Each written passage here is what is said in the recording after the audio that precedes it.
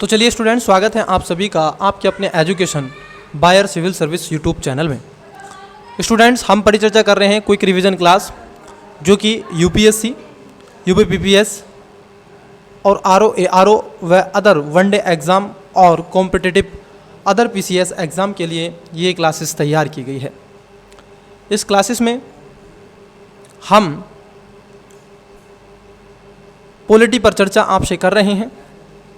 इसके पहले हमने राज्य की विधायिका की जो वीडियो है वो अपलोड करा दी गई है, आप उस वीडियो को आवश्यक देखिए। और इसके साथ साथ हम इसी यूट्यूब चैनल पर आपको घटनासार,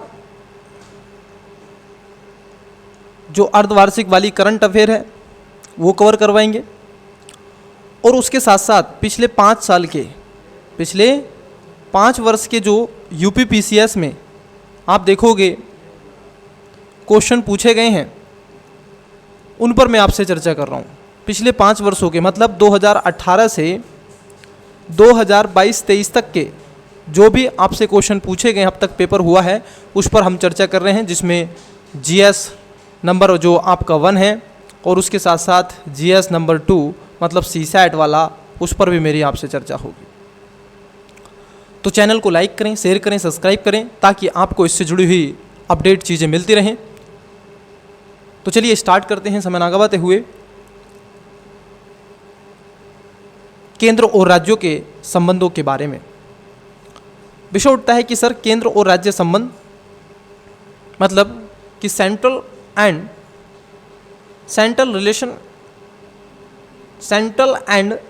स्टेट रिलेशन के बारे में। ठीक, आप देखोगे ये जो संबंध हैं ये आपको कई स्तर पर मिलेंगे। अगर मैं आपको एक कॉन्सेप्ट यहाँ पर बिल्डअप कर दूँ तो ये संबंध आपको इकोनॉमिकल मिलेंगे। कैसे मिलेंगे? इकोनॉमिकल मिलेंगे, पॉलिटिकल मिलेंगे, सोशल मिलेंगे, जस्टिस मिलेंगे, जुडिशरी मिलेंगे। और इनके साथ साथ आप देखोगे अदर आपको ये रिलेशन देखने के लिए मिलेंगे जो कि स्टेट और यूनियन और सेंट्रल और स्टेट के मध्य हैं। ठीक है, आइए इन्हीं सब पर आपसे चर्चा करूँगा और आप मुझे बताइएगा कमेंट्स बॉक्स में कि आपको क्लास कैसी लगती है।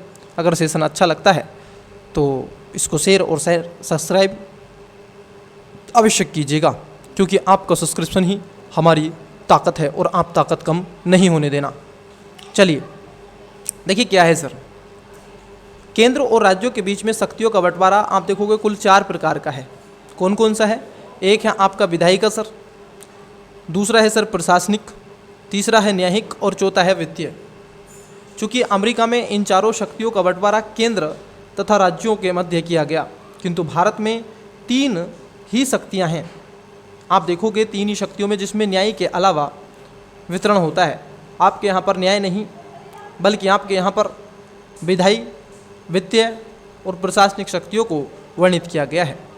न्यायिक शक्तियाँ पूर्ण रूप से आप देखोगे सेंट्रल के पास में होती हैं, जिसमें सुप्रीम कोर्ट इसका बड़ा विषय बनता है। मैंने सुप्रीम कोर्ट की क्लास ले ली है, जुडिशरी 2 पार्ट लिए हैं उसमें, एक स्पेशली सुप्रीम कोर्ट पर और दूसरी हाई कोर्ट और अदर ट्रिब्यूनल व लोअर कोर्ट पर। ठीक है, देख लीजिएगा उस क्लास को बहुत ज़्यादा एग्जाम से जाने से पहले।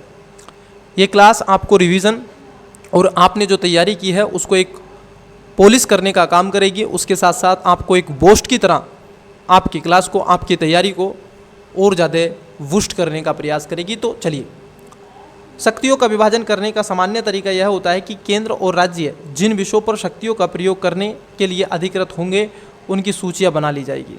मतलब भाई एक लिस्ट बनाई जाएगी सर ऐसे कि XYZ कि ये ऐसे विषय होंगे, ये XYZ ABCD विषय होंगे, इस तरीके से।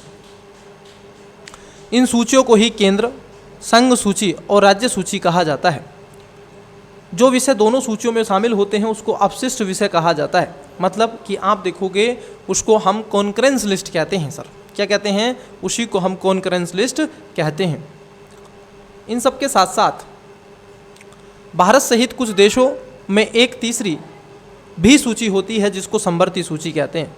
खासतौर पर ऑस्ट्रेलिया से हमने इसको लिया है समवर्ती सूची, ठीक है, भारत में भी है। इसमें शामिल वह विषय होते हैं जिस पर केंद्र और राज्य दोनों के पास कानून बनाने का प्रशासनिक शक्ति होती है।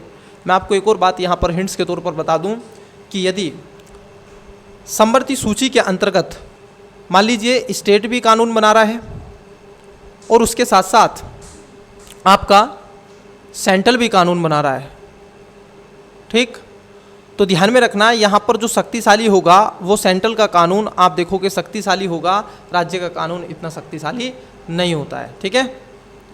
भारत में अपशिष्ट शक्तियाँ केंद्र को दी गई हैं। किसको दी गई हैं? केंद्र को दी गई हैं।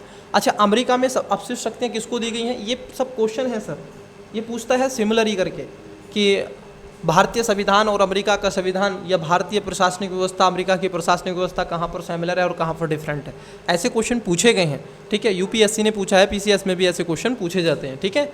और जिस तरीके से पीसीएस का अब पैटर्न बढ़ता चला जा रहा है और जितना कंपटीशन बढ़ता चला जा रहा है तो पेपर की डिमांड आप समझ रहे हैं क्या है और आप अपनी तैयारी को कहाँ लेकर के जा रहे हैं, ठीक है। इसीलिए हमने बहुत कॉम्प्रहेंसिवली तरीके से जो यूपीएससी के पैटर्न पर आधारित चीज़ें होती हैं वही हमने आपको यहाँ पर देने का काम किया है, ठीक है। भारत में अपशिष्ट शक्तियाँ केंद्र के पास हैं और यूएसए की बात कर लें तो यूएसए में स्टेट के पास हैं। स्टेट बोले तो जो वहाँ के राज्य हैं, ठीक है, वॉशिंगटन डीसी हो गया, कैलिफोर्निया हो गया, ये सब वहाँ के जो स्टेट हैं उनको दी गई हैं। साथ ही समवर्ती सूची में शामिल किसी विषय पर मतभेद होने की स्थिति में आप देखोगे क्या है, केंद्र के द्वारा निर्मित जो केंद्र, आप देखो यहाँ पे शब्द केंद्र का बार बार यूज हो रहा है, लेकिन मैं आपको बता दूं अगर आपको कभी क्वेश्चन में मिले और पूछे क्या केंद्र शब्द का वर्णन, तो ध्यान रखना संविधान के अंदर कहीं भी केंद्र शब्द का वर्णन नहीं किया गया है, संघ शब्द का वर्णन वहाँ पर किया गया है, ठीक है।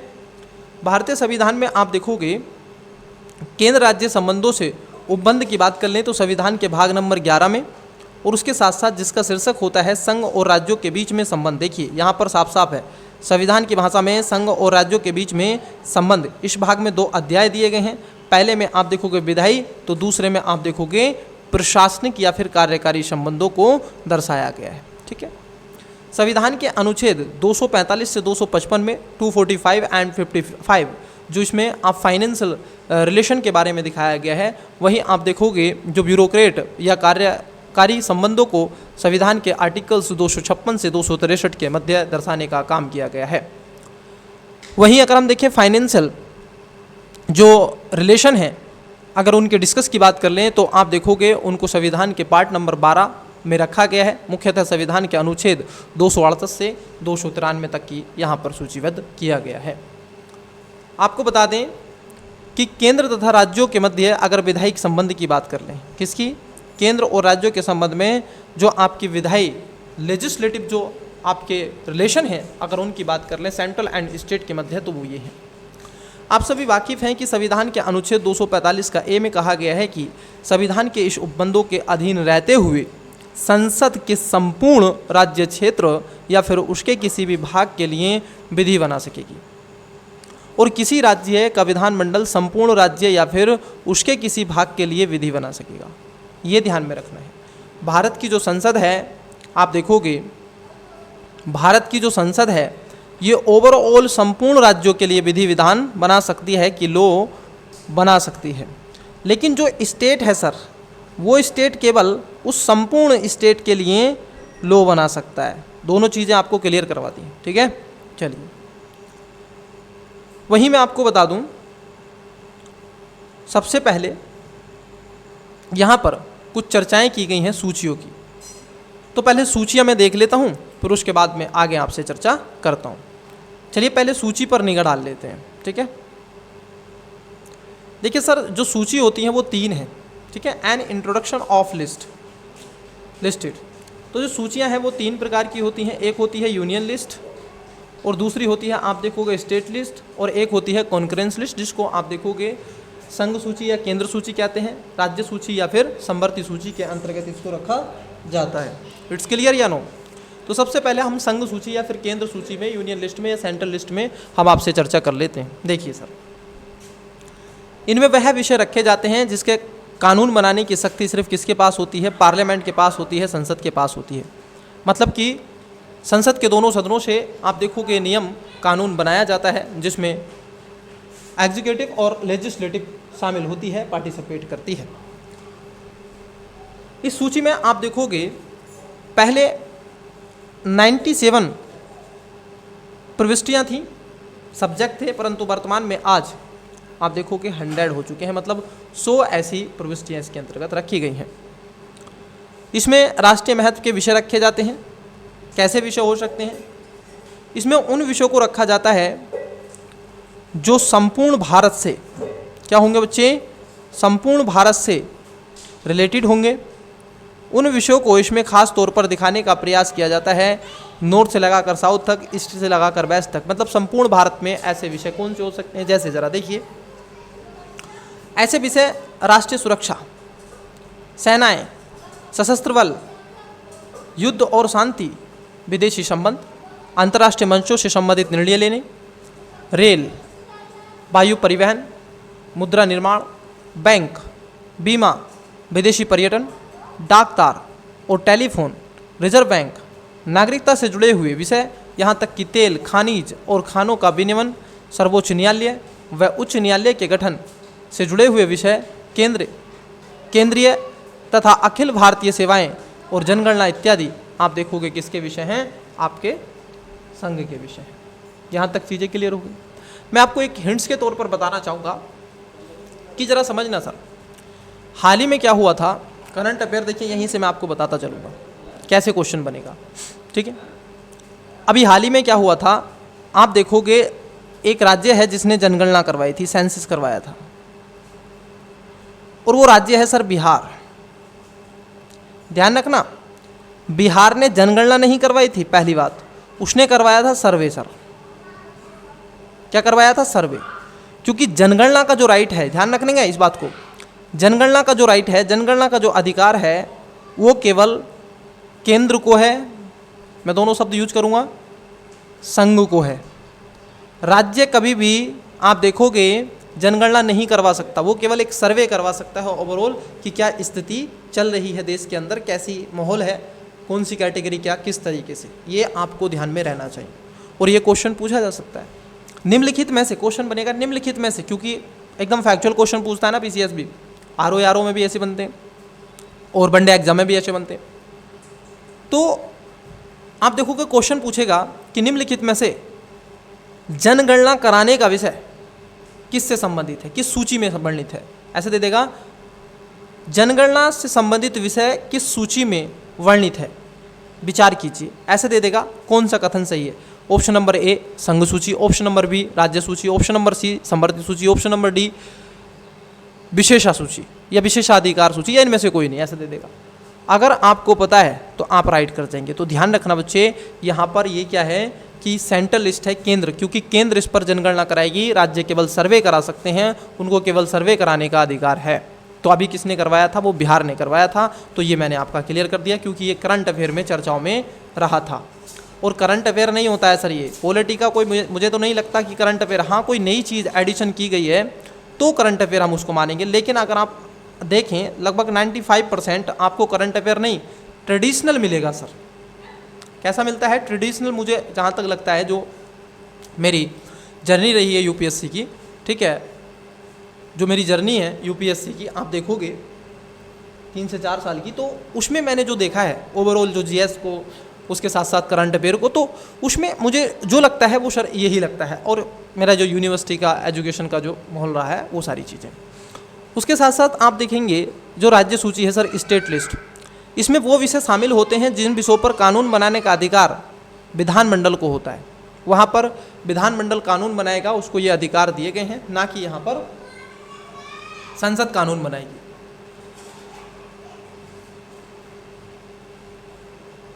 आपके मस्तिष्क में एक क्वेश्चन उठ रहा होगा कि सर तो इस पर संसद कानून नहीं बना सकती। देखिए, इस पर संसद कानून बना सकती है। कब बना सकती है? मैं आपको बता देता हूँ। संसद के 2 सदन होते हैं, एक होती है लोकसभा, एक होती है राज्यसभा। इस राज्यसभा को यह अधिकार दिया गया है क्योंकि ये राज्यों का प्रतिनिधित्व करती है।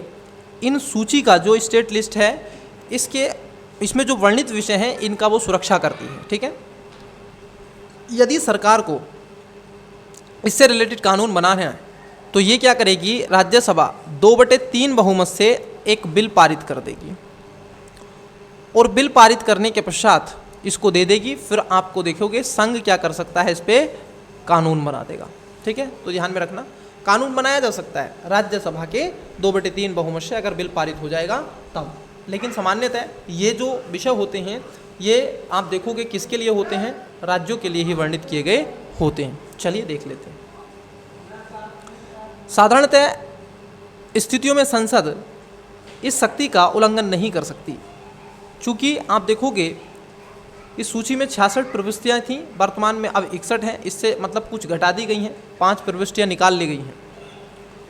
इसमें राज्य क्षेत्र अगर हम देखें, इसमें कौन कौन से होते हैं, इसमें जो शामिल क्षेत्र हैं इसमें क्षेत्रीय स्थानीय महत्व के विषय होते हैं। अब क्षेत्रीय स्थानीय महत्व के क्या विषय हो सकते हैं, ऑब्जर्व कीजिए अपने पास में। जैसे लोकहित का विषय, लोकहित का विषय होगा, पुलिस तो स्टेट में आती है, स्थानीय शासन, कृषि, कृषि आय, कृषि पर कर, लोक स्वास्थ्य, स्वच्छता, कारागार, मादक पेय पदार्थ के उत्पादन, सड़क परिवहन, भूमि भवनों पर लगने वाला कर, नाट्यशाला, सिनेमा, खेल कूद के मैदान, मनोरंजन, होटल, रेस्तरां, बाजार, धर्मशालाएं और विलासिता की वस्तुओं पर कर, उसके साथ साथ आप देखोगे पथ कर इत्यादि शामिल होते हैं।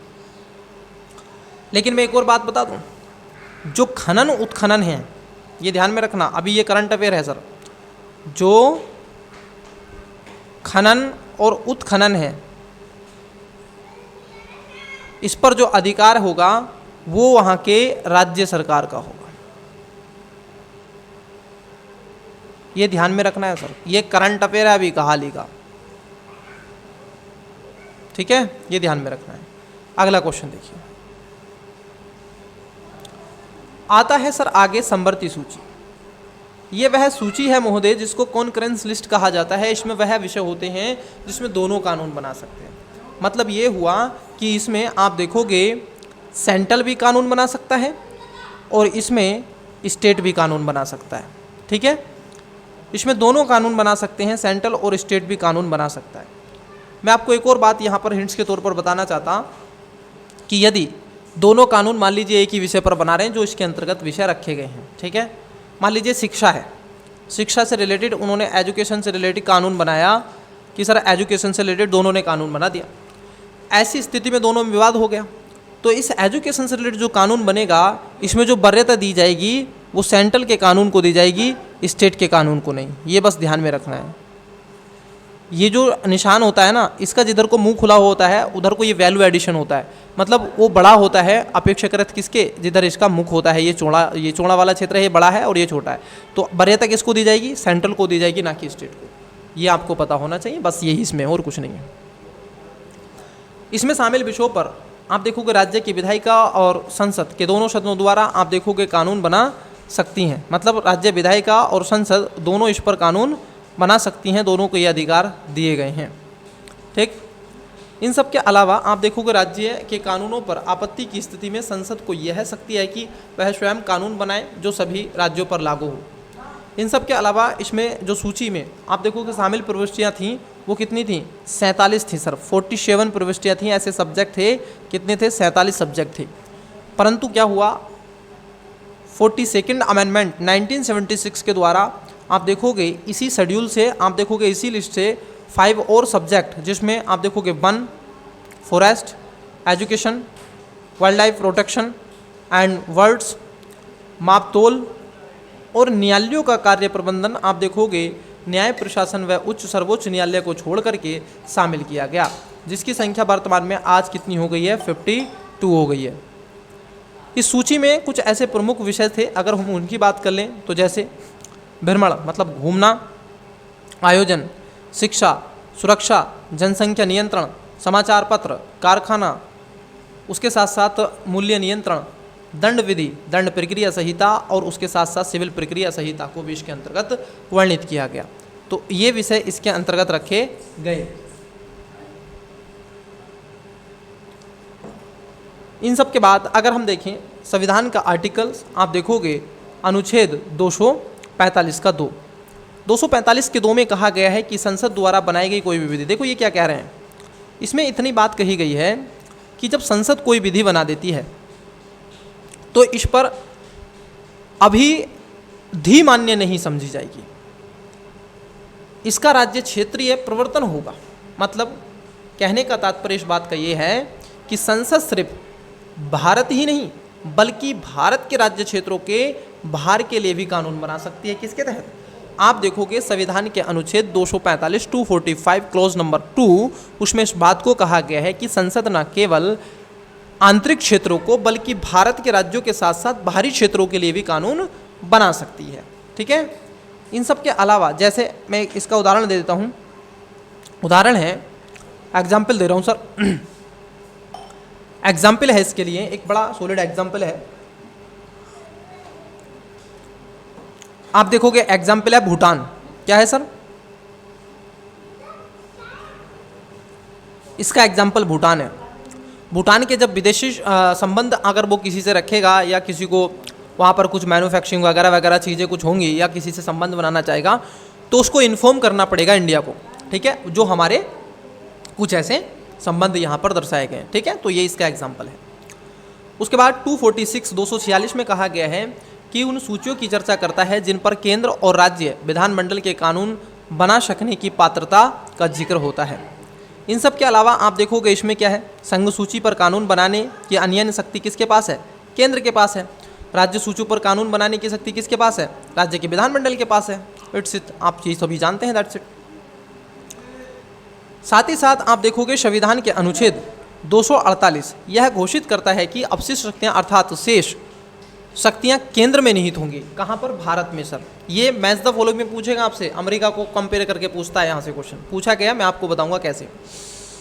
साथ ही यह केंद्र को करारोपण की शक्ति भी देता है। इस प्रकार यह अनुच्छेद केंद्र के मजबूत होने का सूचक है। ठीक है, कौन सा अनुच्छेद? 248। ध्यान रखेंगे, ये क्या करता है? सेंट्रल को, जो सेंट्रल है इसको अधिक शक्तिशाली करता है। किससे? स्टेट से। ये भी ध्यान में आप रखेंगे। अगर हम अन्य उपबंध की बात कर लें तो अन्य उपबंध में भी कई ऐसी चीज़ें आपको देखने के लिए मिलेंगी।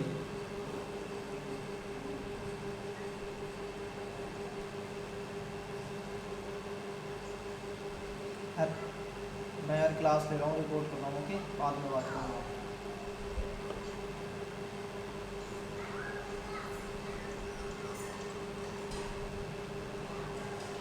देखिए, अगर हम आगे बात कर लें तो आगे है आपका अन्य उपबंध।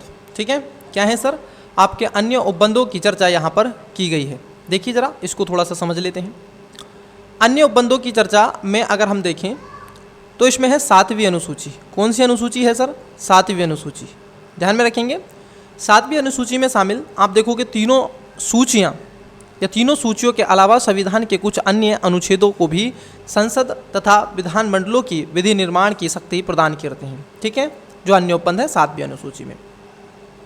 साथ ही साथ इन सूचियों के निर्वाचन के सिद्धांत की बात कर लें। इनका सिद्धांत का निर्वाचन क्या होगा उसको थोड़ा सा जान लेते हैं। आइए देखिए सर, सबसे विषय आता है कि संघ की सर्वोच्चता का सिद्धांत। ये सर क्या है? आपको पता है तो कमेंट्स बॉक्स में बताइए। दूसरा आता है कि सार और तत्व का सिद्धांत, इसको भी आप डिस्कस कर सकते हैं। चलिए एक पहले देख लेते हैं संसद की सर्वोच्चता का सिद्धांत। यदि कभी राज्य एवं संसद की विधियों के मध्य विरोध की स्थिति उत्पन्न है तो ऐसे में संसद विधि की मान्य होगी। मतलब राज्यों के निर्वाचन का सिद्धांत यही है कि वायदा वे कभी दोनों के मध्य विरोध की स्थिति हो गई तो ऐसे में संसद क्या करेगी? संसद क्या करेगी? कानून बनाएगी, और कानून वो मैंडेटरी होगा, बाध्यकारी होगा और लीगल भी होगा। सार और तत्व के सिद्धांत में कई बार ऐसी किसी राज्य का कानून अपनी राज्य सीमा का अतिक्रमण करता प्रतीत होता है, मतलब वो बाहर चला जाता है दूसरे राज्य पर। ठीक है, ऐसे में न्यायालय यह देखता है कि कानून का मूल उद्देश्य किस विषय से संबंधित है। तत्पश्चात यदि कानून का सार तत्व विधानमंडल की विषय सूची से सुसंगत है तो उसे वैध माना जाएगा, और यदि नहीं है तो उसको अवैध घोषित कर दिया जाएगा। क्या कर दिया जाएगा? और यदि नहीं है तो उसको अवैध घोषित कर दिया जाएगा। ये आपको ध्यान में होना चाहिए। ठीक है, उसके साथ साथ आभासी या फिर छद्म विधायन का सिद्धांत। आभासी और छद्म विधायन के सिद्धांत की बात कर लें तो इसमें कई चीज़ें आपको देखने के लिए मिलेंगी। देखिए सर, मैं इसको थोड़ा सा इरेज कर देता हूँ, 1 सेकेंड। चूंकि जो आवासीय और छद्म विधायन का सिद्धांत है उसमें आप देखोगे संविधान के साथ एक तरीके से कपट का सिद्धांत भी इसको कहा जाता है। ठीक है, कपट का सिद्धांत। दरअसल यह स्थिति तब उत्पन्न होती है जब कोई विधानमंडल अपनी विधि में छद्म रूप में ऐसा कोई उपबंध करता है जिसके लिए वह अधिकृत नहीं है। अर्थ निर्धारण का सिद्धांत की बात कर लें तो इसमें कई चीज़ें आपको देखने के लिए मिलेंगी। मतलब कि ये हुआ कि यदि कभी किसी कानून के यदि कानून के विभिन्न अर्थ निकलते हैं तो आप देखोगे न्यायालय उसके लिए निश्चित या फिर सीमित अर्थ निर्धारित कर देता है। स्पष्ट हुआ कि नहीं? चलिए सर, ये तो स्पष्ट हो गया, आगे बढ़िए। आई होप, मुझे लगता है कि आपको सेशन बहुत अच्छा लग रहा है, क्योंकि आप जब यहाँ तक चीज़ों को देख चुके हैं तो आपको सेशन बहुत ज़्यादा पसंद करते हैं आप, और पसंद करते हैं तो बेल आइकन जरूर दबा लें ताकि इससे जुड़े अपडेट और अन्य वीडियो आपको लगातार कंटिन्यूअसली मिल सकें और आपको और ज़्यादा अपनी तैयारी को बूस्ट करने का मौका मिल सके। राज्य सूची पर संसद द्वारा कानून बनाया जाता है। अब देखिए कैसे राज्य सूची पर संसद कानून बना देगी, उसके लिए क्या प्रोविज़न दिया गया है। ठीक है, आइए उसको देख लेते हैं। देखिए सर, होता क्या है, कब राज्य सूची पर संसद कानून बनाएगी, इसमें राज्यसभा के कुछ प्रस्ताव के आधार पर रखा गया। मैंने आपको बताया ना कि सर तब वो कानून बनाएगी संविधान का अनुच्छेद 249, उसमें वर्णित कुछ व्यवस्थाएं की गई हैं। उसमें कहा गया है कि संसद के 2 सदन होते हैं, जिसका एक सदन होता है उच्च सदन, एक होता है निम्न सदन। जो उच्च सदन होता है उसी को हम कहते हैं सर राज्यसभा, और राज्यसभा में राज्यों के लोगों का प्रतिनिधित्व होता है। राज्य से चुनकर के लोग जाते हैं, सांसद जाते हैं। तो राज्यसभा आप देखो कि राज्य सूची के विषय पर कानून बनाने के लिए अधिकृत कर सकती है। उसमें क्या है कि अगर राज्यसभा में जो उपस्थित और मतदान देने वाले सदस्यों के 2/3 समर्थन का संकल्प अगर पारित हो जाए, कितना सर? 2/3। ठीक है, ये संकल्प अगर पारित हो जाए और पारित होने के पश्चात आप देखोगे वो समीक्षन कर दिया जाए और संसद के पटल पर रखा जाए, तो इसके तहत ही जो आपकी लोकसभा है, जो भारत की संसद है, वो कानून बना देगी। ठीक है, उस विषय पर विधि बना सकेगी। इट्स क्लियर या नो? इनके साथ साथ ऐसा संकल्प किसी ऐसी अवधि तक प्रवृत्त रहेगा जो उस संकल्प में निर्दिष्ट की गई हो, किंतु अवधि 1 वर्ष से अधिक नहीं होगी। ये बस ध्यान में रखना है। वो अवधि 1 साल से ज़्यादा नहीं होगी, केवल और केवल वो अवधि 1 वर्ष के लिए रखी जाएगी, उससे ज़्यादा वो अवधि नहीं होगी। दैट्स इट, ये आपको पता होना चाहिए। इट्स क्लियर या नो? क्लियर सर, बिल्कुल क्लियर। अगर राज्य सूची के विषय पर संसद ने कानून बना दिया तो ध्यान में रहना चाहिए वो कानून केवल और केवल 1 वर्ष तक लागू होगा, आगे वो नहीं बढ़ाया जाएगा।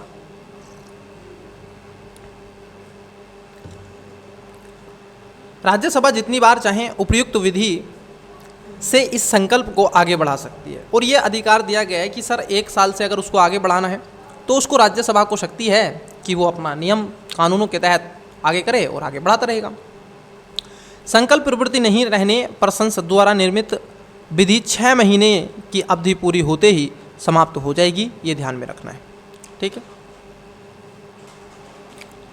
फिर आप विषय उठता है कि सर राष्ट्रीय आपातकाल की उद्घोषणा के दौरान क्या हो सकता है। देखिए सर, संविधान का अनुच्छेद 250 में बताया गया है कि जब तक राष्ट्रीय आपातकाल की उद्घोषणा लागू है तब तक संसद, आप देखोगे राज्य सूची में शामिल विषयों पर या फिर भारत के किसी भी भाग के लिए विधि बनाने की शक्ति होगी, क्योंकि वहाँ पर क्या होता है, राज्य की जो शक्ति है वो छिन्न भिन्न हो जाती है, और इस स्थिति में जो संसद है उसको कानून बनाने का अधिकार होता है। वो वहाँ पर कानून बना सकते हैं, किसमें? इमरजेंसी के समय। ठीक है, चलिए अब विषय उठते हैं कुछ आर्टिकल्स और उससे जुड़े हुए कुछ आपको बिंदु जो प्रीलिम्स के लिए बड़े ही, मैं देखो वही चीज़ को मैं आपको बता दूं, मैं उसी चीज़ पे ज़्यादा फोकस कर रहा हूं जो आपसे एग्ज़ाम में पूछे जाने की संभावना है या पूछे गए हों। ठीक है, क्योंकि मैं ये जो मास्टर आपको पढ़ा रहा है ये मास्टर यूपीएससी के पिछले 15 सालों के पेपर एनालिसिस करके बैठा हुआ है। यूपी पीसीएस के 2015 से 2022-23 तक के पेपर आप देखोगे, 22 तक के पेपर ये एनालिसिस करके बैठा हुआ है, तो इसको ध्यान में रखना। ये मास्टर ऐसे ही नहीं बैठा है, ठीक है, तो इस पर बिलीव भी करें और हवाबाजी ना करें। देखिए थोड़े से अनुच्छेद हैं, उसको थोड़ा सा जान लेते हैं कि संसद तथा राज्य विधानमंडल की विधि निर्माण की शक्तियाँ क्या हैं। जैसे संविधान का आर्टिकल आप देखोगे 2 और 3 किससे रिलेटेड है सर? आप देखोगे स्टेट्स की बाउंड्री में परिवर्तन, नामों में परिवर्तन, सीमा में परिवर्तन आदि सारी चीज़ें हैं, राज्य पुनर्गठन, इनसे संबंधित चीज़ें रखी गई होती हैं। क्योंकि संसद को राज्य के पुनर्गठन से संबंधित विधि पारित करने की शक्ति दी गई है। क्या इनसे पारित करने की शक्ति को संसद द्वारा जो की जाएगी क्या वो 368 के अधीन होगी? तो आप कहोगे नहीं सर, ठीक है। संविधान के अनुच्छेद 11 सिटीजन से संबंधित है। संसद को नागरिकता से संबंधित विधियां बनाने की शक्ति दी गई है, मैंने पढ़ा दिया पहले ही। उसके साथ साथ आर्टिकल 105 संसद को शक्ति देता है कि वह सांसदों के विशेषाधिकार जो प्रिविलेजेस हैं, ठीक है, उसको परिभाषित करने वाली विधि पारित कर सके। संविधान के अनुच्छेद 169 संसद को शक्ति देता है कि वह किसी राज्य की विधान परिषद का सृजन, लास्ट क्लास में मैंने इस पर चर्चा की है, क्लास देखिएगा, लास्ट क्लास में आपसे चर्चा की गई है। किसी राज्य की विधान परिषद का सृजन करना या उसको समापन करने की शक्ति दी गई है संसद को। कौन कौन से स्टेट में सर आपकी विधान परिषद है? तो ऐसे 5 स्टेट हैं, आप उनका नाम याद रखिएगा। एक उत्तर प्रदेश है, दूसरा बिहार है, तीसरा महाराष्ट्र है, चौथा कर्नाटका है, और एक तेलंगाना है, और एक आंध्र प्रदेश है। कितने हो गए ये? 1 2 3 4 5 6 स्टेट है जहाँ पर विधान परिषद है, मतलब द्विसदन व्यवस्था है राज्यों में। उसके बाद आता है आर्टिकल 194, मतलब प्रत्येक राज्य विधानमंडल अपने विधायकों के विशेषाधिकारों का विनिश्चयन कर सकता है। संविधान के अनुच्छेद 239 क्या में बताया गया है कि संसद को शक्ति देता है कि वह किसी संघ राज्य क्षेत्र में विधानमंडल या फिर अन्य मंत्रिपरिषद का गठन कर सके। संविधान के अनुच्छेद 247 मतलब इसमें बताया गया है कि संसद को केंद्र सूची के विषय के समुचित प्रश्न के लिए आप देखोगे अतिरिक्त न्यायालयों के गठन हेतु विधि पारित करने की शक्ति दी गई है। संविधान के अनुच्छेद 243 में 343 सर कितना 343 उसमें बताया गया है कि संसद को शक्ति देता है कि वह संविधान लागू होने के 15 वर्षों के बाद भी अंग्रेजी को राजभाषा के तौर पर प्रयोग करने के लिए विधि बना सकेगा। किसको? अंग्रेजी को।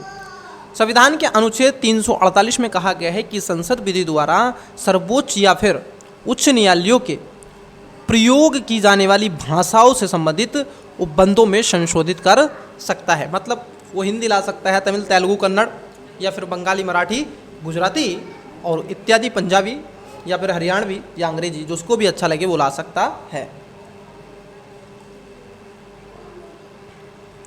इन सब के अलावा हम देखें तो संसद द्वारा निर्मित ऐसी विधियां जो आपातकाल में उसको बनाने की शक्ति दी गई है। जब संसद आपातकाल के समय में कुछ विधियां बनाती है तो वो विधियां कब तक रहेंगी?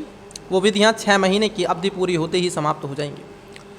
संविधान के आर्टिकल आप देखोगे 352 में संसद को ये शक्ति दी गई है कि आपातकाल की घोषणा की स्थिति में प्राप्त होती है कि संविधान के अनुच्छेद 360 के तहत घोषित वित्त आपात में नहीं है। ठीक है, ये ध्यान में रखना। राज्यों की सहमति से या उनके अनुरोध पर कुछ कानून भी बना सकते हैं। मान लीजिए कोई स्टेट कह रहा हो कि सर कानून बना दीजिए, कानून बना दीजिए। कोई स्टेट नहीं भी कह सकता है कि सर कानून मत बनाइए। 2 स्टेट कह सकते हैं कानून बनाइए। ठीक है, डैश डैश डैश। अगर हम देखें संविधान के अनुच्छेद 252 में इस बात का जिक्र कहा गया है कि 2 या 2 से अधिक, कौन सा सर?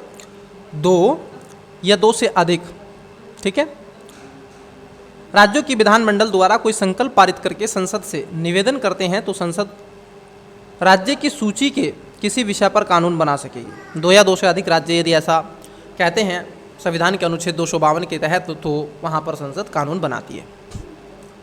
अंतर्राष्ट्रीय करारों को लागू करने के लिए भी कानून बनाती है सर, उसमें चाहे वो विषय उसमें स्टेट के विषयों का उल्लंघन है या नहीं, ठीक है।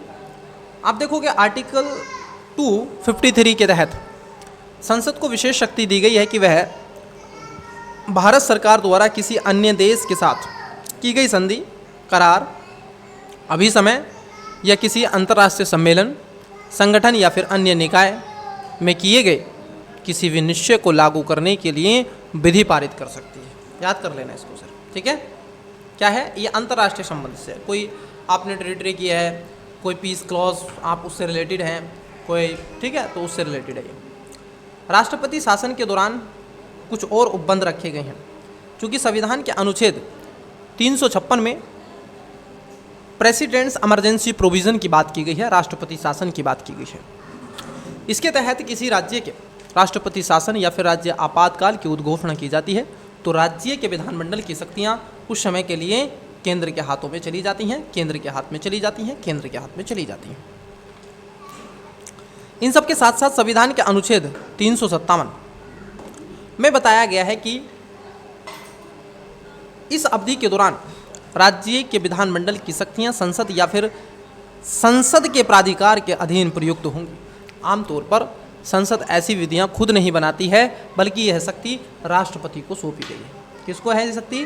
प्रेसिडेंट्स को सौंपी गई है। राष्ट्रीय महत्व की संस्थाओं के संबंध में अगर हम देखें, कुछ शक्तियां हैं क्या? बिल्कुल सर। यह शक्ति संसद को आप देखोगे संघ सूची में निर्दिष्ट संख्या 62 और 63 से प्राप्त होती है। किससे प्राप्त होती है? 62 और 63 से प्राप्त होती है। इसमें बताया गया है कि अगर संसद विधि द्वारा किसी संस्था की राष्ट्रीय महत्व की संस्था घोषित कर दे तो उस स्थिति में संस्था से संबंधित विषयों पर आप देखोगे विधि बनाने की शक्ति अधिकृत हो जाएगी। किसके पास? आप देखोगे संसद के पास, ठीक। धर्मदत्त बनाम एक मामला हुआ था 2004 में। इसमें कहा गया था सर्वोच्च न्यायालय ने संसद की शक्ति को वैधता प्रदान की थी। इसको ध्यान में रखें।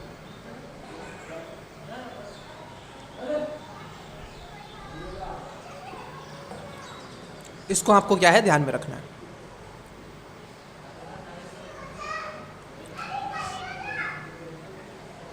केंद्र तथा राज्यों के प्रशासनिक संबंध की बात कर लेते हैं। ये तो विधायी का संबंध थे, लेजिस्लेटिव देख लिए। अब बात कर लेते हैं एडमिनिस्ट्रेटिव जो रिलेशन है सर, वो क्या है और वो किस तरीके से है, उस पर आइए विस्तार से चर्चा कर लेते हैं। देखिए सर, संविधान के भाग 11 और अध्याय 2 में प्रशासनिक संबंध को दर्शाया गया है। इसमें बताया गया है कि इसके अंतर्गत आप देखोगे संविधान के अनुच्छेद 256 से लगाकर के 263 को इसके अंतर्गत शामिल किया गया है। कितना सर? 256 से 263 को इसमें शामिल किया गया है। इस अनुच्छेद में 261 से 263 का ज़्यादा संबंध है, चूँकि केंद्र राज्यों के बजाय विभिन्न राज्यों के आपसी संबंधों से है, जबकि शेष अनुच्छेद आप देखोगे केंद्र और राज्य प्रशासनिक संबंधों का वर्णन करते हैं। इट्स क्लियर या नो? आई होप, मुझे लगता है कि चीज़ें क्लियर आपको हो गई होंगी। इनके साथ साथ आप देखोगे सामान्य काल में प्रशासनिक संबंध क्या है, फिर इमरजेंसी प्रोविजन में क्या है, उसको थोड़ा सा देखिएगा।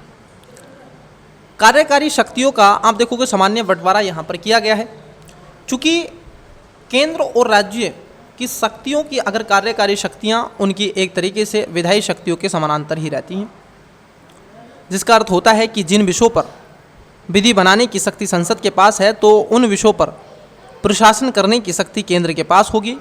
जिन विषयों पर राज्य में विधानमंडल विधि बनाते हैं तो उन विषयों पर सरकार में प्रशासन चलाने की शक्ति या उत्तरदायित्व भी उन्हीं का होगा। नॉर्मल तो यही है, परंतु समवर्ती सूची के विषय पर सामान्यतः राज्य सरकारें ही प्रशासन करती हैं। किस पर? समवर्ती सूची के विषयों पर, ठीक। ये वास्तव में तो आप देखोगे अगर इनको आप डेप्थ में जाकर के थोड़ा सा भी एनालिसिस करते हैं, हालांकि वो इस क्लास में पॉसिबल नहीं है क्योंकि ये क्विक रिवीजन क्लास है, आपकी तैयारी को एक तरीके से बूस्ट के रूप में काम करेगा, आपके रिवीजन को और ज़्यादा फास्ट मूव में लाने का प्रयास करेगा। मैं कहूँगा स्टूडेंट्स, आप मैराथन क्लास देखते हैं, मैंने भी कभी जीवन में मैराथन क्लास देखी थी, बट उससे कोई आउटपुट इतना नहीं निकलता है। हमारे मस्तिष्क की एक क्षमता होती है कि मस्तिष्क 45 मिनट तक काम ठीक करता है, उसके बाद में चीज़ें मस्तिष्क के ऊपर से चली जाती हैं। तो इसलिए मैंने मस्तिष्क को, दिमाग को ध्यान में रख कर के, ब्रेन को ध्यान में रख कर के ह्यूमन के एक छोटी क्लास, और लगभग ये 10 से 12 क्लास होंगी जो पॉलिटी की हैं, आप इनको ब्रेक दे दे करके एक क्लास कीजिए, फिर दूसरी क्लास कीजिए, आप उसको कर सकते हैं, ठीक है, आसानी से, और इन्जॉय कीजिएगा। बहुत अच्छे से मैंने इसमें कवर की हैं चीज़ें, ठीक है, आप इसको देखिएगा, कॉम्प्रहेंसिवली ये चीज़ें तैयार की गई हैं, ठीक है। मैं इतनी मेहनत कर रहा हूँ, आप भी थोड़ी कर लीजिए, आप ही के लिए सर, मेरे लिए नहीं है, आप ही के लिए।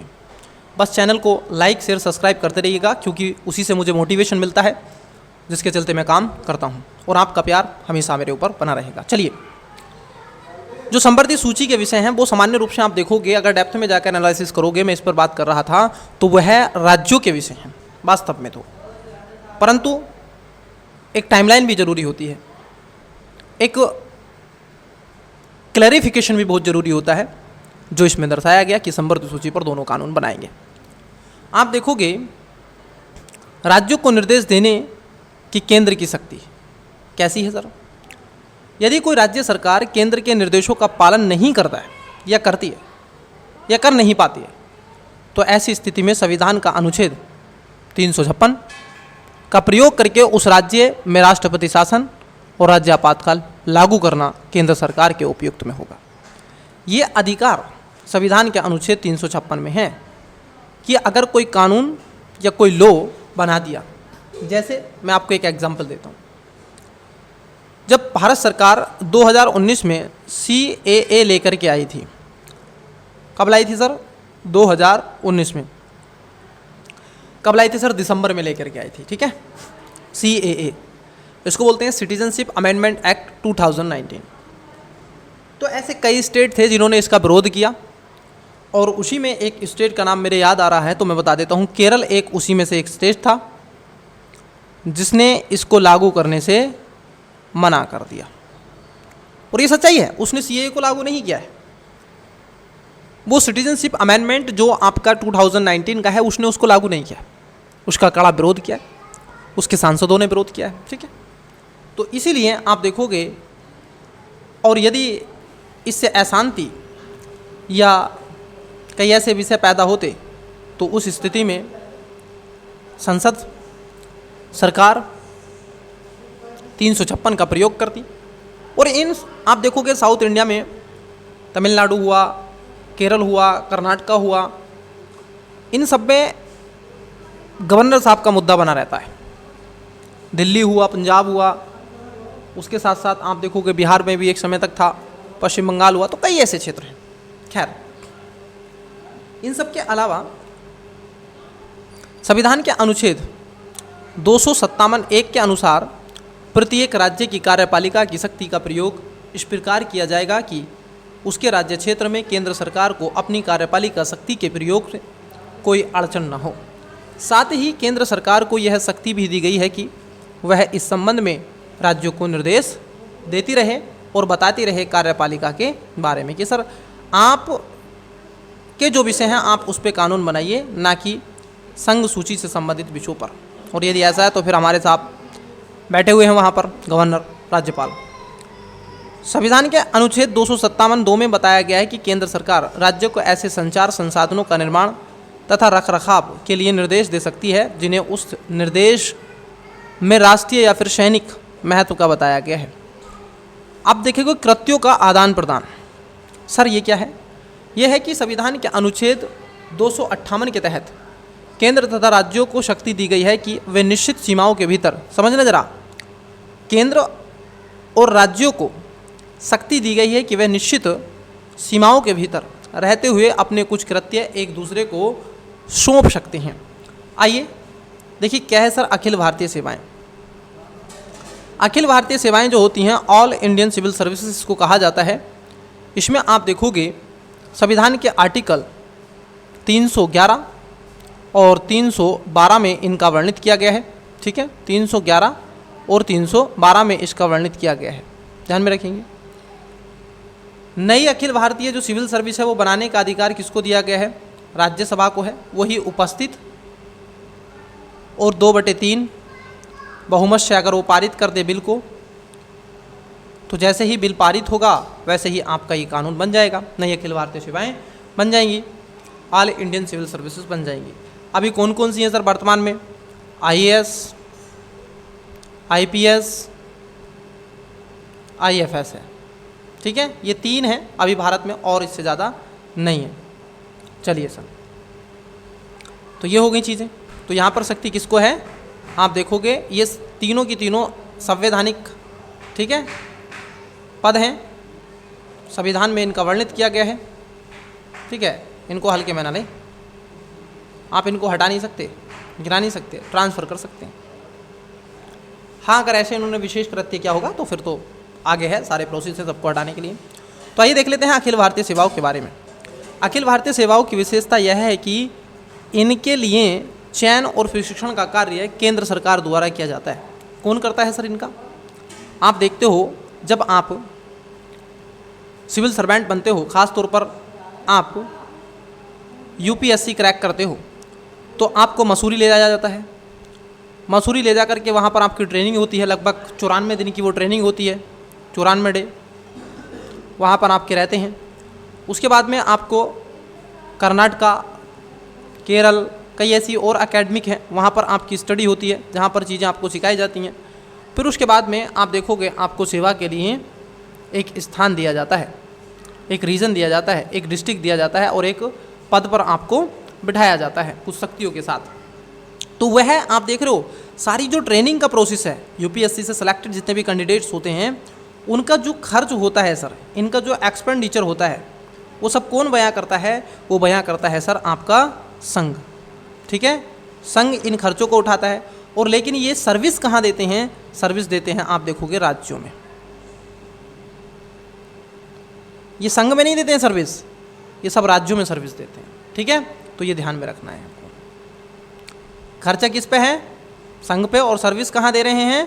राज्यों में। It's clear? चलिए सर,